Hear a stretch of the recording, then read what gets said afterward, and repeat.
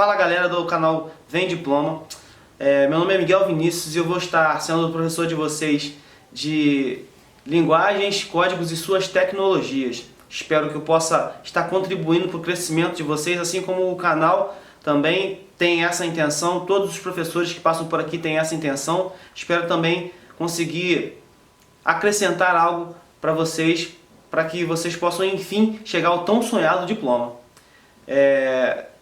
Sobre esse tema, sobre essa temática, né, de linguagens, códigos e suas tecnologias, é algo muito real, muito presente no nosso dia a dia. Quem já se deu conta da quantidade de textos, de imagens, de símbolos, de mensagens que nós recebemos durante todos os dias, em todos os momentos por onde a gente passa? Onde quer que a gente passe, sempre vai ter algo à nossa volta, sempre vai ter algo escrito, sempre vai ter uma mensagem, uma imagem, não necessariamente escrito, mas desenhado, enfim, de diversas formas nós somos alcançados por essas mensagens. E isso está muito presente nos nossos dias de hoje.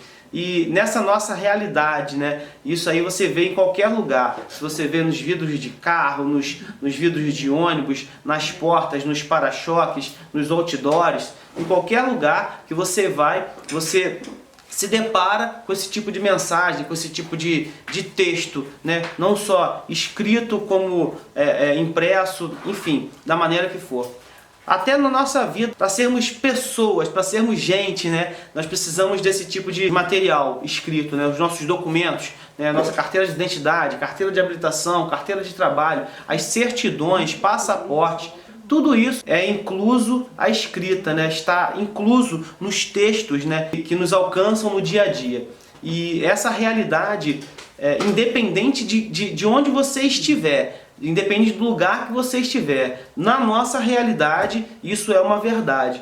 É bem verdade que existem sociedades, existem lugares onde as pessoas são ágrafas, ou seja, não existe a escrita, não existe a grafia, essa questão toda ela não existe. E aí o conhecimento, a cultura, tudo isso é passado verbalmente. Corre-se o risco de se perder ou de se acrescentar, fazer uma espécie de telefone sem fio, mas não é essa a nossa questão, não é nisso que a gente vai ficar se atendo. Nós vamos nos ater à nossa realidade. Sabemos que existem sociedades que são ágrafas, mas não é o nosso caso. E as sociedades que são ágrafas vão nos servir como um exemplo. Você imagina você pegar uma pessoa que mora numa ilha distante e trazê-la para a nossa realidade. E aí aí na sua cidade você imagina uma via muito movimentada e aí você põe essa pessoa no canteiro central dessa via e diz para ela ou se expressa para ela de forma tal que ela precisa atravessar aquela rua. Será que ela vai saber o momento certo de atravessar? Será que ela vai entender o que vai estar escrito lá no semáforo? E não é escrito com letras, mas aquilo que vai estar impresso lá no semáforo. Será que ela vai conseguir entender o perigo que ela corre estando ali, ou atravessando fora do lugar, ou atravessando fora do momento correto? Isso é para a gente poder ter uma ideia de como é você viver numa sociedade ágrafa, numa sociedade que não tem escrita, ou como é você viver numa sociedade com a escrita, como é a nossa, sem conseguir entender aquilo que está à sua volta. É como se você tivesse o entendimento de uma criança. Você já parou para perceber como que uma criança encara o mundo?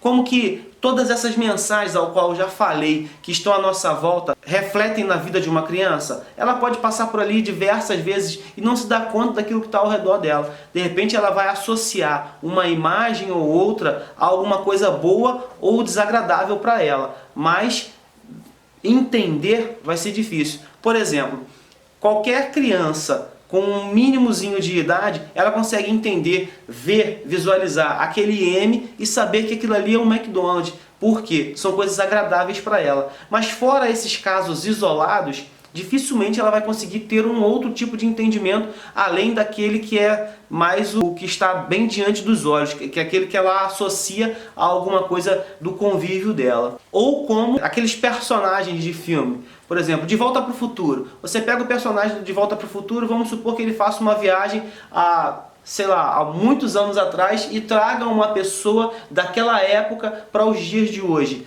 Será que a pessoa conseguiria se virar? Né? Vamos viajar um pouco dentro dessa questão. Será que a pessoa conseguiria sobreviver nos dias de hoje? Será que ela conseguiria se virar? De repente uma pessoa que vivia numa realidade antiga, numa sociedade antiga, onde a escrita não era aquilo que é hoje, onde a vida não era aquilo que é hoje. Será que trazendo ela para esse contexto, ela conseguiria sobreviver? Ela conseguiria passar a vida dela nesses dias de hoje? Então, isso é para poder te contextualizar, para você entender como é de fato a sociedade em que vivemos nos dias de hoje. Como é importante, como isso está entranhado, atrelado à nossa vida nos dias de hoje. Então nós vamos começar a falar um pouco mais sobre texto.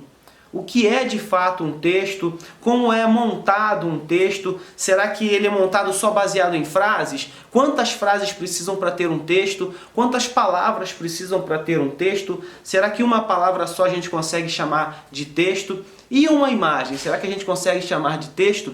Vamos falar um pouco dessa realidade de textos. Aqui embaixo vai aparecer para vocês duas figuras. E eu quero que você analise essas duas figuras por um tempo. A imagem número 1, podemos entender que é um texto. Muito embora não tenha muita escrita, tenha apenas alguns números e uma imagem, a gente pode entender e definir como um texto. Por quê? Primeiro, porque pode ser interpretado. Segundo, porque cada imagem tem uma mensagem diferente da outra. E terceiro, porque isso sugere uma intenção por parte de quem produziu toda essa mensagem. Ou seja, você consegue por alguns fatores identificar que uma imagem, mesmo sem escrita, é de fato um texto. Já na imagem número 2, você não consegue identificar nada além daquilo que está lá. O número 100. O que é esse número 100? A gente não sabe. Então a gente consegue identificar que texto não necessariamente precisa ter escrita, não necessariamente tem quantidade de escrita, quantidade de palavras, quantidade de frases, quantidade de orações, não está diretamente ligado a isso. E sim a mensagem que aquela produção ali quer passar para a gente enquanto leitores, enquanto espectadores. Importante também entender que todo o texto, tudo aquilo que é texto, tudo aquilo que a gente considera como texto, ele tem uma mensagem. Como eu falei das figuras que apareceram para você, aquela que a gente identifica, a figura número 1, que a gente identifica como um texto, a gente identifica porque um dos motivos pelos quais a gente identifica é porque ela te passa uma mensagem. Você consegue entender que ali tem uma sequência que a gente subentende que é de velocidades da via, daquela via de 60, da via de 80, da via de 100, e a partir daquela via de 100, dentro de uma realidade, aquilo ali aumenta muito o risco de acidente e o risco de morte. E aí você consegue entender. Como tem uma mensagem, você consegue entender que é um texto. Logo, entendemos que o texto ele precisa ter uma mensagem, uma unidade e uma intenção. Um significado, uma unidade e uma intenção. Analise esses dois textos. O primeiro. Uma empresa de serviços financeiros contrata com ou sem experiência para trabalho não relacionado a vendas ou distribuição de produtos. Oferecemos possibilidade de renda fixa e de crescimento profissional. E aí embaixo vem um número de telefone. E analise esse outro texto que vai aparecer para você.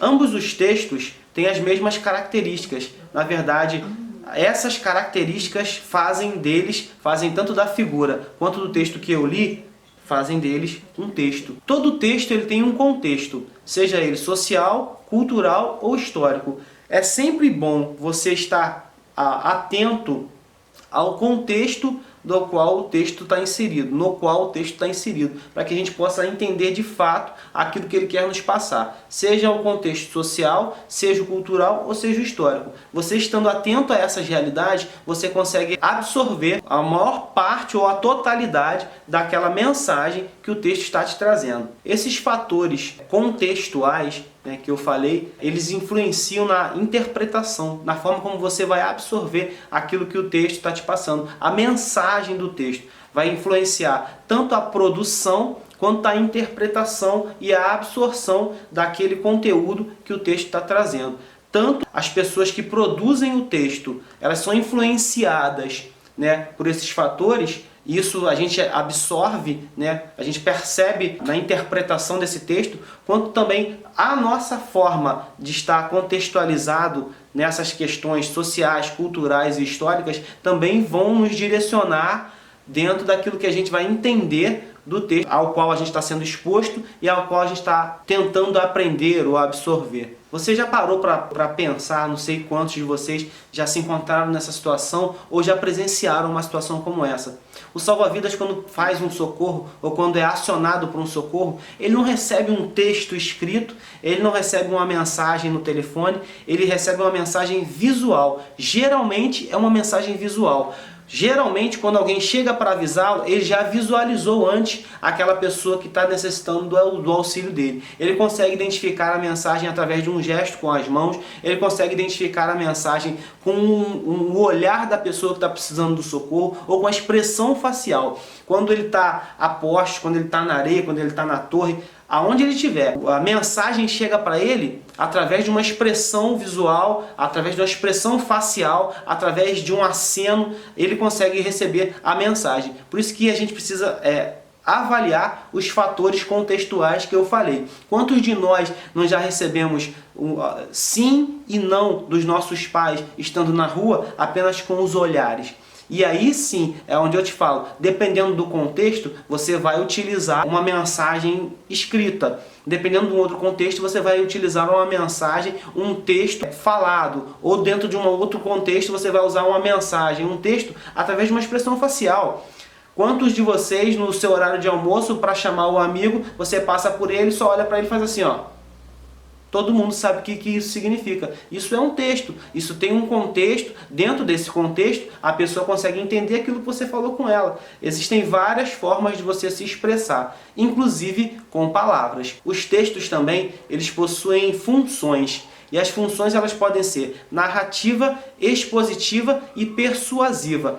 Cada uma dessas funções direciona um tipo de texto. Cada uma dessas funções, ela determina como esse texto vai ser escrito ou produzido, né? Cada uma dessas funções são as características que esse texto vai conter.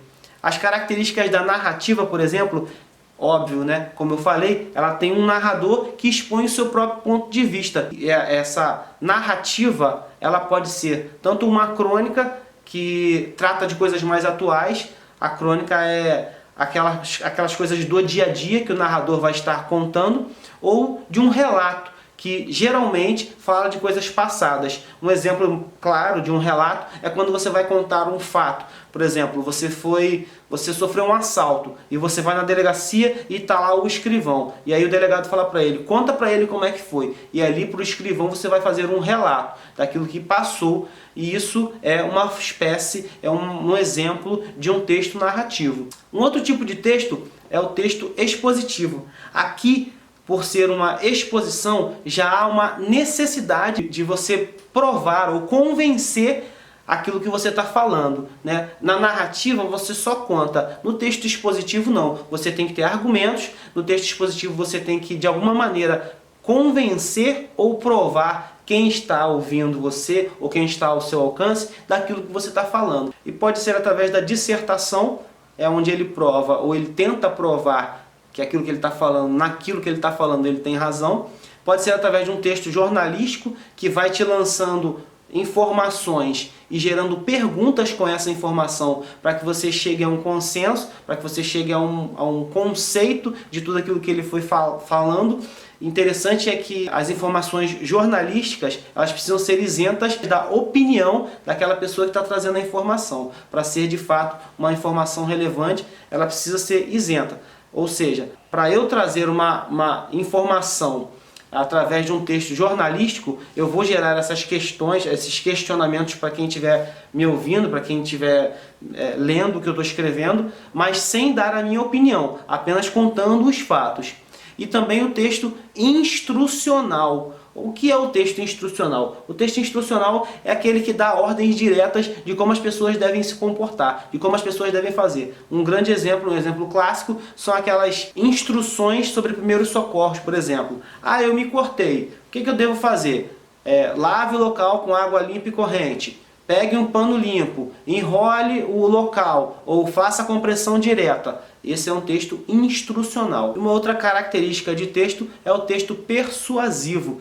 Esse texto persuasivo, geralmente ele é criado para nos convencer de que algo ou alguma coisa é bom para nós. Ou seja, o grande exemplo, o exemplo clássico, está na propaganda, né? A propaganda faz isso. Ele te mostra um produto e quer fazer você acreditar que aquele produto ou é o melhor ou é útil para você. E uma outra forma também é a carta argumentativa, que é uma espécie de defesa ou reclamação, mas sendo por escrito. Você vai estar ali argumentando ou tentando se defender, como por exemplo, você comprou um produto pela internet e no tempo que eles te deram, esse produto não chegou. E você precisa reclamar sobre aquele produto, sobre aquela compra, ou o produto chegou muito tempo depois, ou chegou trocado, chegou o produto que não era para você, que não foi o que você queria, e aí você vai entrar com uma reclamação. Você vai escrever, contar todo o fato, como é que se deu, o que você queria, o tempo que te deram, e aí o produto que chegou, com quanto tempo, e aí dentro dessa carta argumentativa você vai expor os seus argumentos e vai provar para as pessoas, ou para aquela pessoa que você está direcionando a carta, aquilo que você está escrevendo. Então é isso, pessoal. Olha, eu espero que vocês tenham aproveitado bastante, espero que vocês continuem firmes nesse propósito de vocês de estudar, de continuar crescendo. Não há limite para o crescimento de vocês, para as construções que vocês vão estar trazendo para a vida de vocês. Não parem por aí. Eu espero que vocês estejam indo muito além do que apenas esse diploma que vocês estão esperando, tá bom? Que vocês possam estar continuando firmes nesse propósito. Fiquem com Deus, um abraço para todos, tá bom? E até o nosso próximo encontro. Não esqueça de curtir e também de compartilhar nossos vídeos e as nossas aulas.